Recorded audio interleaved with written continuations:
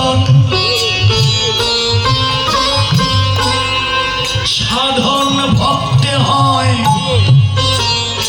সর্ব অনর্থ নিবর্তন।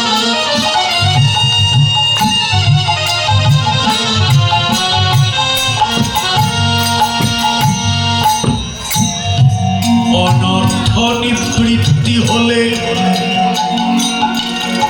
ভক্তে নিষ্ঠা হয়,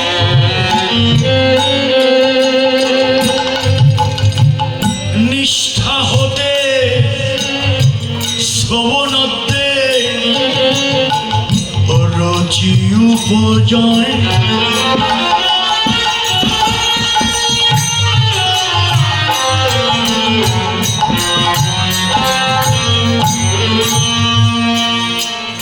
রুচি হতে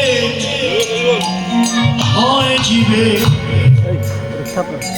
আসক্তি প্রচুর,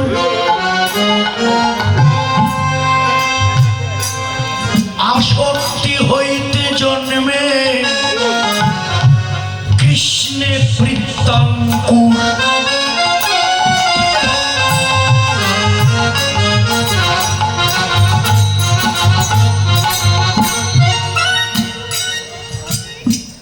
সেই ভাব কারো হয়ে ধরে প্রেম নাম,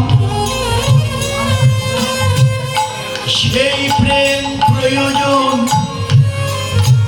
সর্বানন্দ ধাম।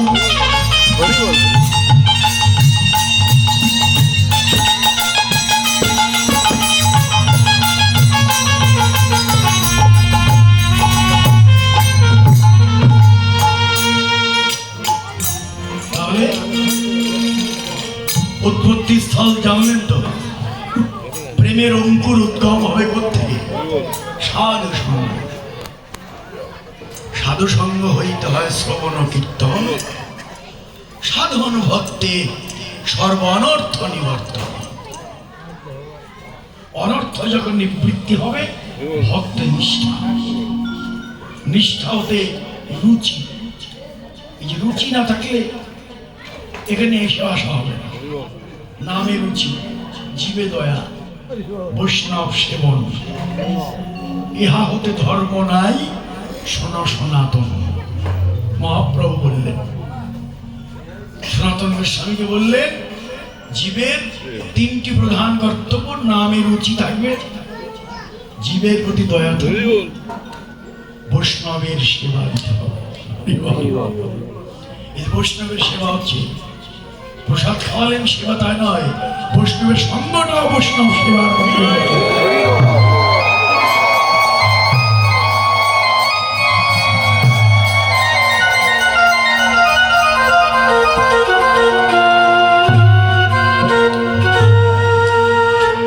নিষ্ঠার পরে রুচি, রুচির থেকে আসক্তি বাড়বে। রুচি হতে হয় জীবের আসক্তি প্রচুর, আর এই আসক্তির কারণেই আমার দেহের মধ্যে প্রেমের অঙ্কুর উদ্গম হবে।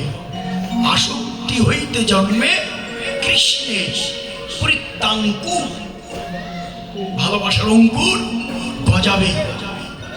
আর যখন সেটা গাঢ় হবে, সেই ভাব, হৃদয়ের ভাব যখন গাঢ় হবে, ওই ভাবটাই প্রেম নামে অভিহিত হবে। তাহলে দেখুন, উৎপত্তির স্থল হলো সাধুসঙ্গ। এরপরে আরো যদি প্রমাণ চান, নববিধা ভক্তি।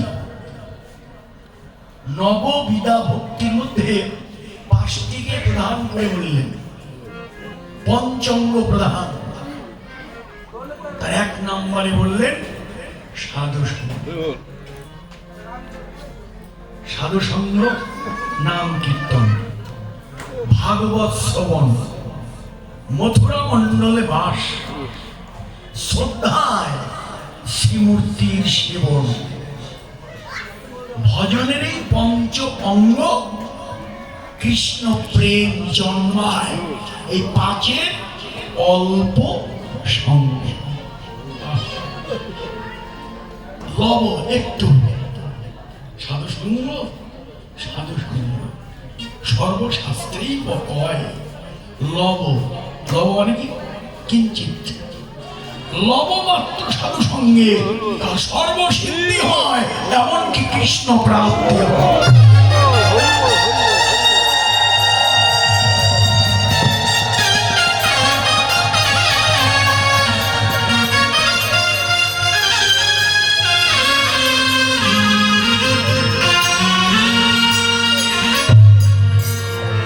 তাই সাধু সঙ্গের দিকে মূল্য এগুলো শাস্ত্র আমাদের বলে দিলেন।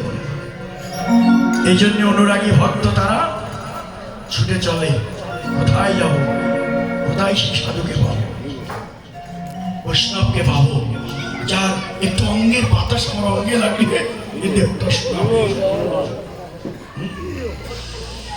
অনুরাগ চাই, সাথে ভক্তি চাই, গৌরের কৃপা আপনা আপনি লাভ হবে, আর তাকে দেখলেই আনন্দ। জগজন নয়ন আনন্দ,